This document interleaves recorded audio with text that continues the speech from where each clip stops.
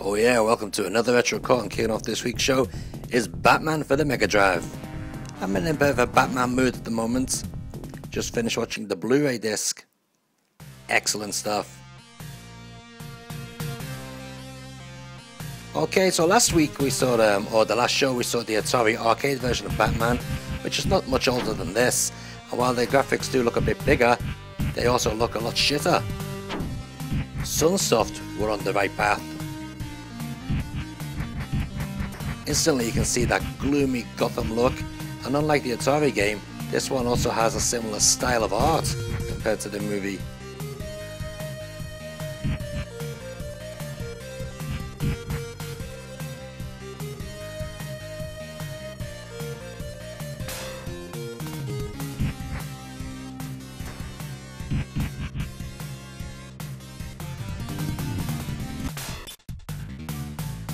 Now the game does follow the plot of the movie very well.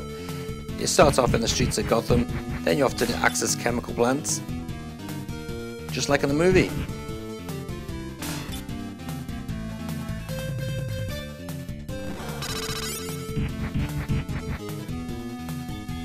After the Axis chemical plant, you're off to the museum, then you have a car chase, more action, and a Batarang section. And then to the cathedral. Batarang section, did I say? Batwing section, I should have said. So yeah, the game does follow the movie quite closely. It's well done. But you know, again, follows the movie isn't much good if it plays like crap. And luckily for us, Batman on the Mega Drive plays really, really well. I love the way you can block missiles and projectiles with your arms, pretty much like the movie really, when Batman blocks in that. And let's get Napier into that vat of chemical waste.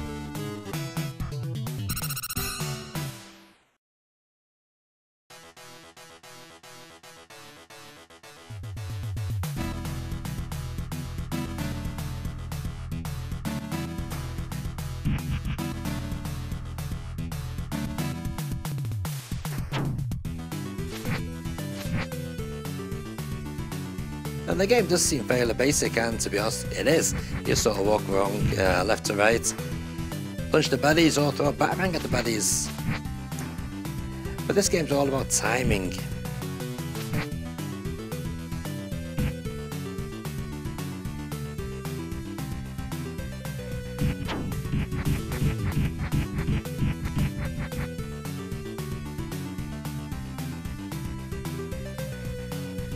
Now timing is crucial in this game. Like I said before, it does look basic, but if you don't have your timing right, you'll find yourself getting killed an awful lot. Unfortunately on this playthrough, I was in such a hurry to get it done, I just rushed through the levels, and as you can see, yep, just got myself hit then.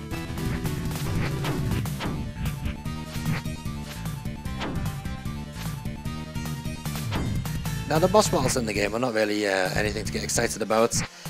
A lot of them, well, pretty much all of them, just have you jumping, avoiding the boss and throwing in a punch whenever you can.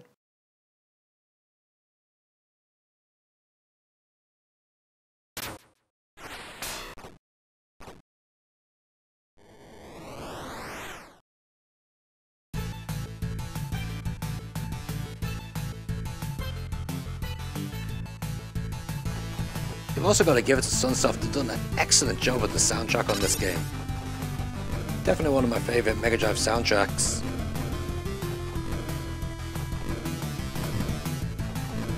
Great thumping rock beats. Good stuff.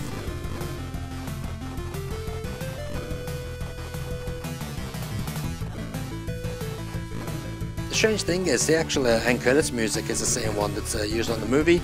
Whether they had the license to use that, I don't know.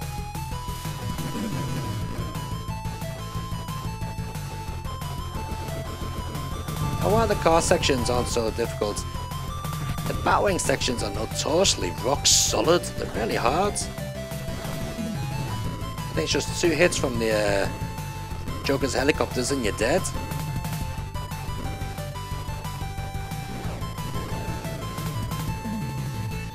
Still, even though it is difficult, it's still a lot better than the shit that was on that Atari arcade game.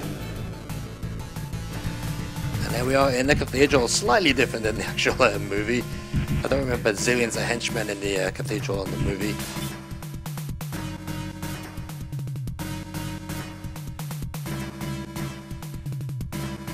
But still, the last battle with the Joker sort of lives up to the movie.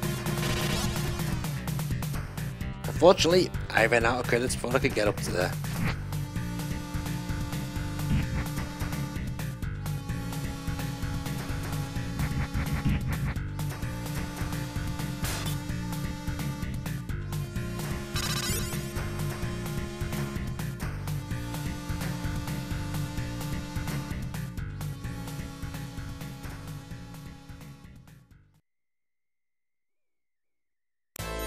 Now here's something special.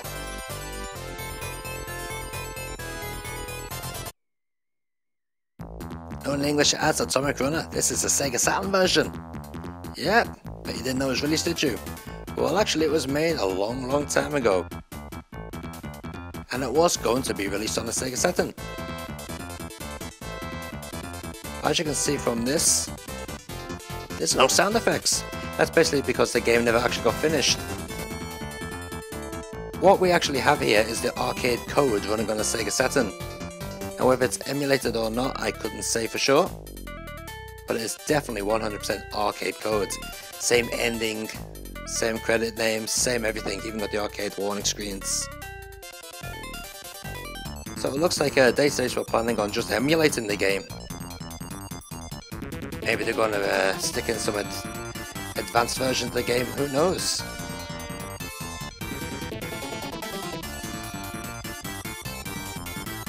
But you can get this game right now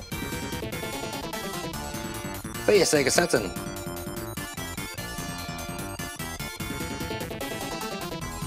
I'm sure if you do a bit of a Google search, you'll find it.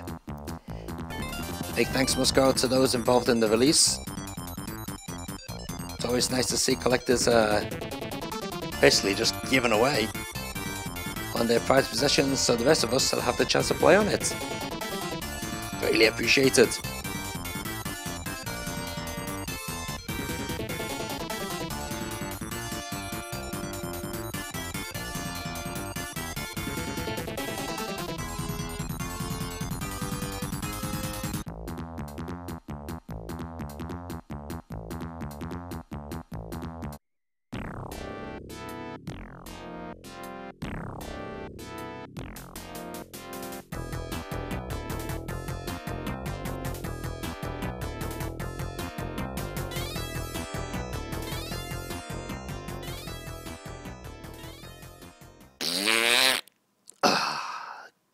That was good.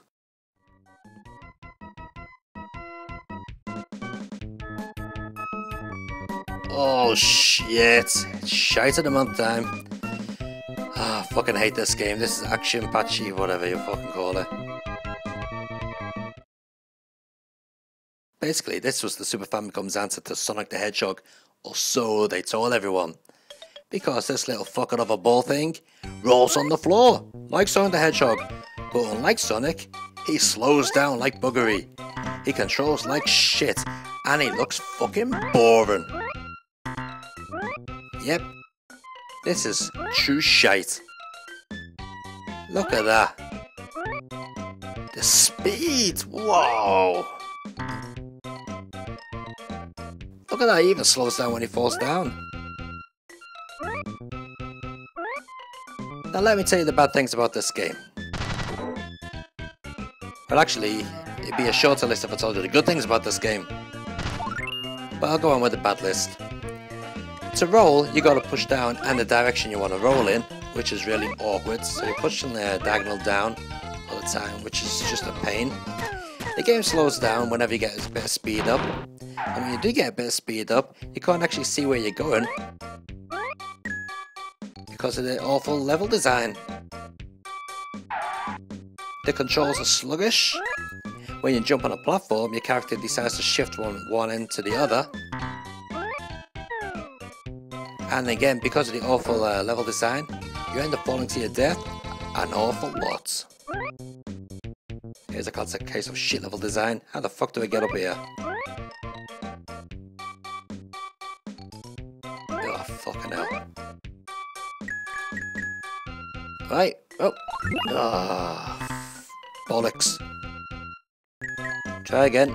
Oh, wait the oh, shit.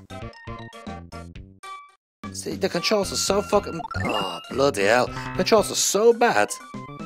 It's really, really difficult to, you know, get your little steel ball, because that's what it is, to go where you want them to go. Right, go on, go on. Oh, you see that? I just shifted backwards then, on the platform. Hey, I made it.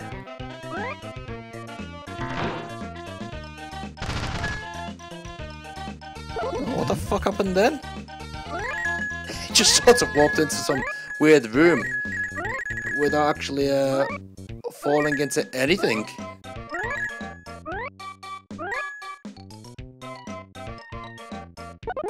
Oh well, not to worry. It looks like I've been zoomed a bit further into the level, so yeah, I'm happy.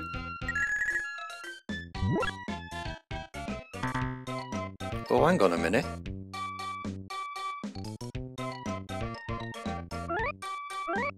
You can't... Oh, fuck it, it's the same bloody place. Shit.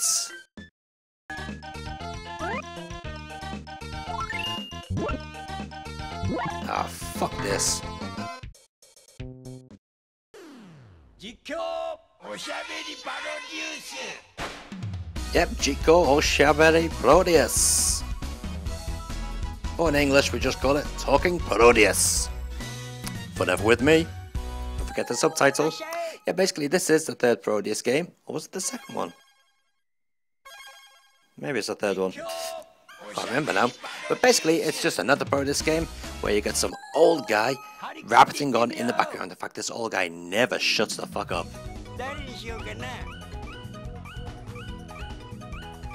So you can see there's an awful lot of characters to choose from. I'm going to go with my good old favourite, the octopus. Or Taco Hiko. And of course we're going to go manual controls.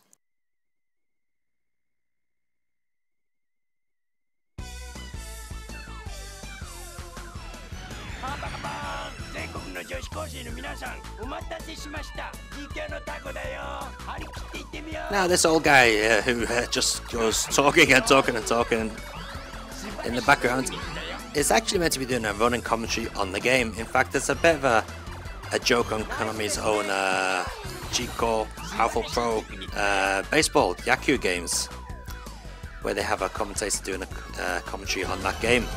Basically that's what this is based upon.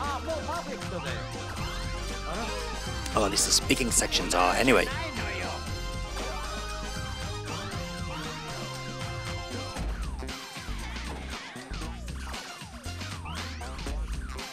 Now throughout the game you'll fly through stages belonging to various different Konami games, such as Lethal Enforcers, Twinbee, Gambare Goemon, and so on.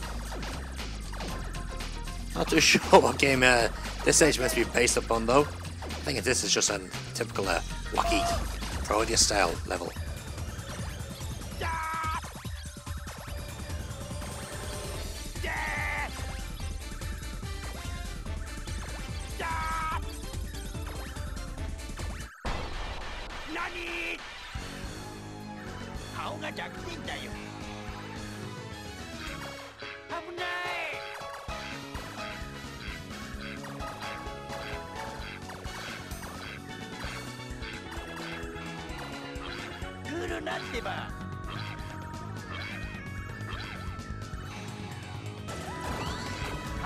And here we are onto the Tokimeki Memorial level. Yep. A shoot 'em up level based on a love drama adventure game. What's wrong with that?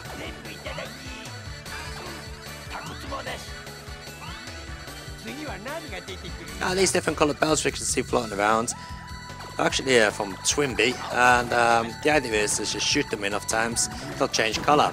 Various different colours give you different abilities, such as letting off a great big massive smart bomb, sticking a trumpet on your nose and blowing out crazy Japanese slogans, or making you extremely big,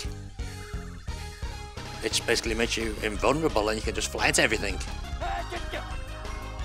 Now these two cute little girls are actually playable characters in another Parodius game.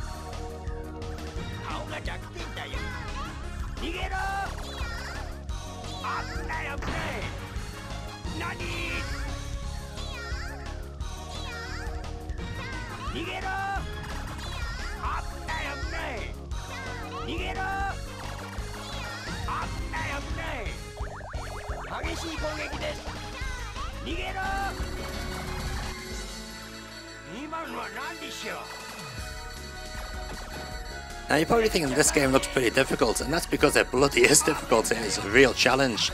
I'm playing this on normal level setting, and as you can see, it is bullet mania. There's bullets everywhere.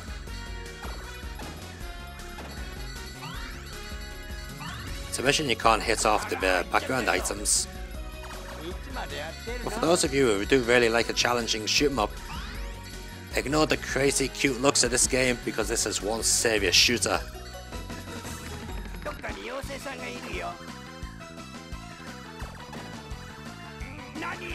You'll also be pleased to know that you can switch off that old guy's voice, which I think I might do next time I play because he's starting to piss me off.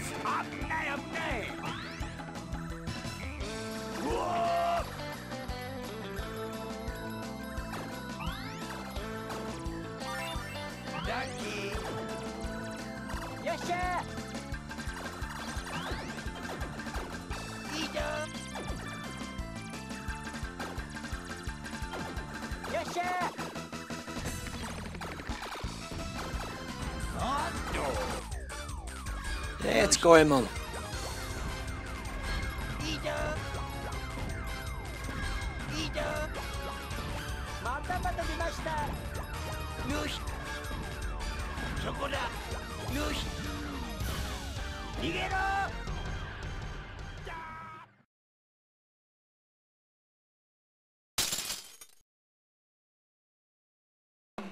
Now normally in this part of the show we take a look at two different games and compare them to each other. But this week we're going to take a look at three versions of the same game.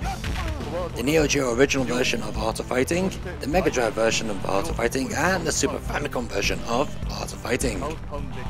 And straight away you can see that the Mega Drive version has its own original introduction, probably to save on cartridge memory costs. But they all do share the same title screen. By the way, the audio you're listening to is coming from the Neo Geo version. Straight away you could see there that the Mega Drive version only lets you select two characters, which is fair enough because you can only play Leo or Robert anyway in story mode. So first thing you'll notice is the Super Famicom version runs in a small box compared to the Mega Drive, which is pretty much full screen, just like the Neo Geo. Unfortunately, the Mega Drive version doesn't zoom in and out, but the Super Famicom version does, just like the Neo Geo. But there's a sacrifice for that. The Super Famicom's graphics seem to be a lot more basic, whereas the Mega Drive does sort of replicate the Neo Geo look a lot better.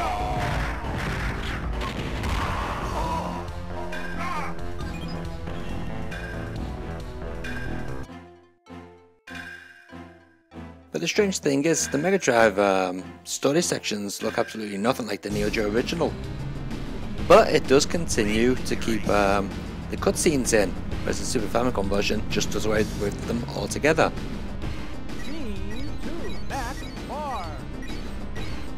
Round 1, fight! As far as playability goes, well, the Mega Drive version does play a lot better than the Super Famicom version. In fact, the Mega Drive version does play very, very close to the Neo Geo original. The conversion was done by Sega. Also, the Mega Drive version features more parallax scrolling. As you can see, the floor is parallax scrolling, This on the Neo Geo it isn't, and Super Famicom, well, that just looks shit. That looks more at least. Unfortunately, the Super Famicom version plays a little bit on the sluggish side. The controls seem a bit unresponsive, and you know, it just doesn't feel as good as the other two versions do. Onto the bonus game, all versions look pretty much the same. I must point out that the Super Famicom version does keep most of the speech in it, unfortunately, which the Mega Drive version doesn't. Mega Drive version has a different background, probably to avoid it showing its embarrassing colour palette with the gradients in the background.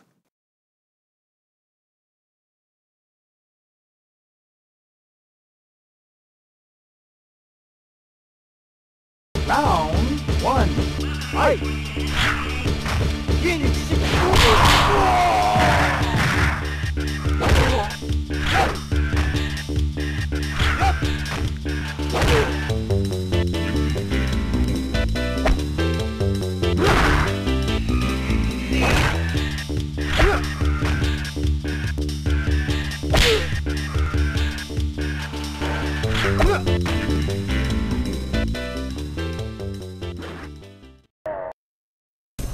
Round 1,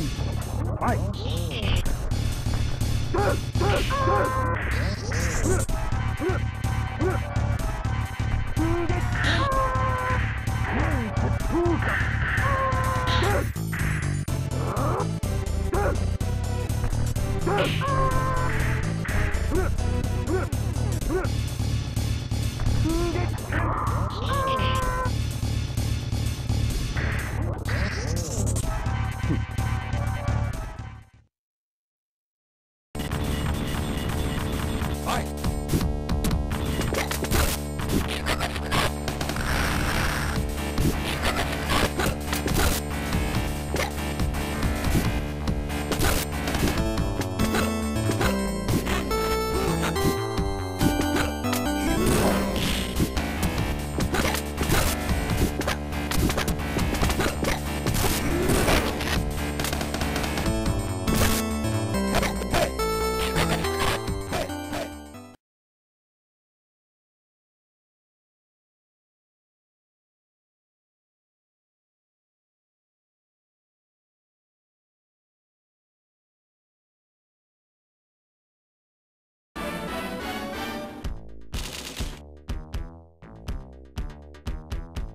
Tell you one thing this Moonwalker game's done for me.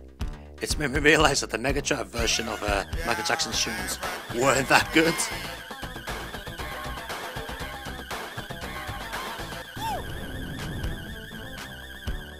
Yes, this is Moonwalker the arcade game by Sega. You all know Michael Jackson was a big Sega fan. Had loads of Sega arcade games, and it's even been featured in many Sega made games. And apparently he designed and came up with all the ideas for this particular game, which, if true, would certainly explain why he doesn't have a gun and he shoots magic out of his hands. That's right. Michael takes out the enemies by either dancing them to death, just like in the Mega Drive game, or by sprinkling some lovely happy magic on them. Except when he turns into a robot by collecting bubbles. His monkey. Yeah. I wondered what happened if you picked up a monkey.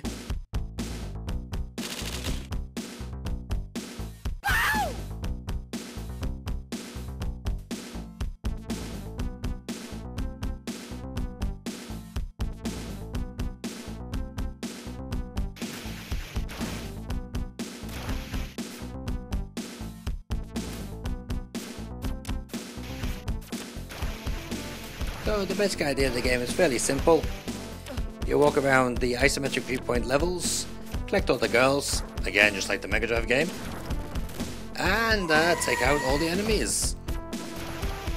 And that's it. Pretty simple really, but quite entertaining. And if I'm to tell the truth, pretty tricky as well. It's quite a difficult game. I think most of that's due to the viewpoint, to be honest.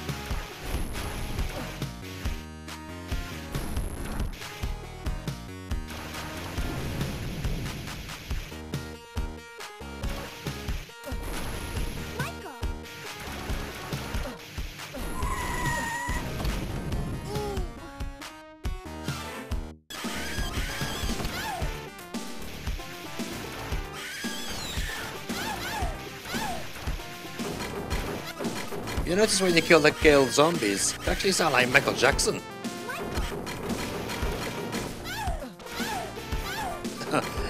That's gotta be a mistake.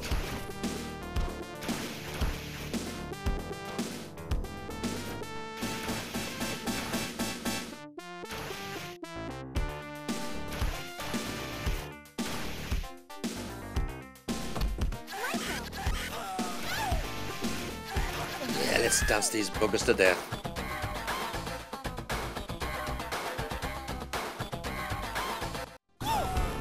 You can't help but feel they missed out on a chance of putting Thriller in there. You know, you're in the graveyard, you do your dance.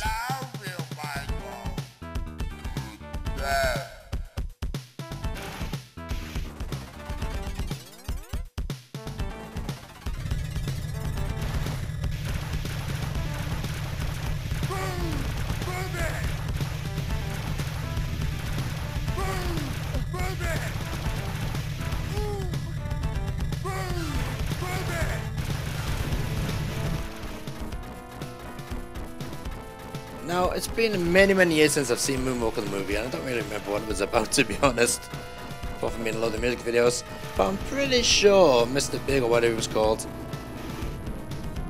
didn't get into some sort of spider robot.